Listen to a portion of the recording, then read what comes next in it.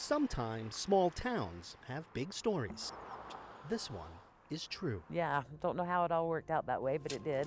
You have to go back nearly 40 years to when Kelly Nielsen and her sister did, Becky, well, let's just say they were a little younger back then. In the afternoons, we all would gather as family, and this is where we'd sit and visit. In those days, along this row of buildings on Main Street in Ephraim was a barn.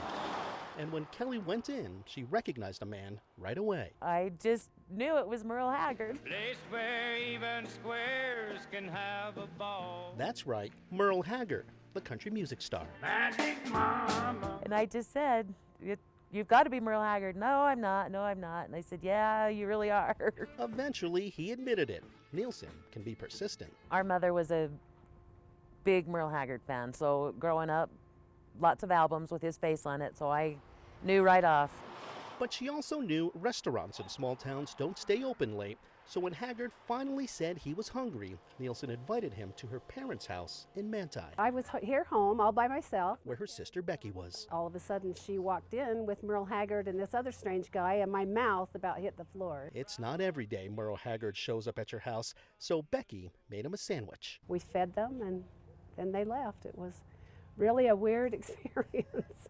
They even got his autograph before he left on a piece of cardboard from a beer box. Really nice guy, yeah. They then went back to the Ephraim motel he was staying in, it's not much now, where he sang and played guitar all night long. Just a fun night. Of course, no one believed their story. Who would think that something like that would happen in a small town, like that? However, when newspaper articles at the time reported him missing and not showing up for a planned concert that night in Salt Lake City, people figured the sisters were telling the truth. I just thought he was going on vacation or whatever, going somewhere and just happened to stop by through here. Whatever his reason, the sisters didn't really talk about it all that much anymore until they saw the news today that Merle Haggard had died. And I mean, he was a big part of making the country music what it is today. The first thing I thought about was him walking through the kitchen door. Yeah, that one night when the Okie from Muskogee was in Sanpete County. He was just hungry.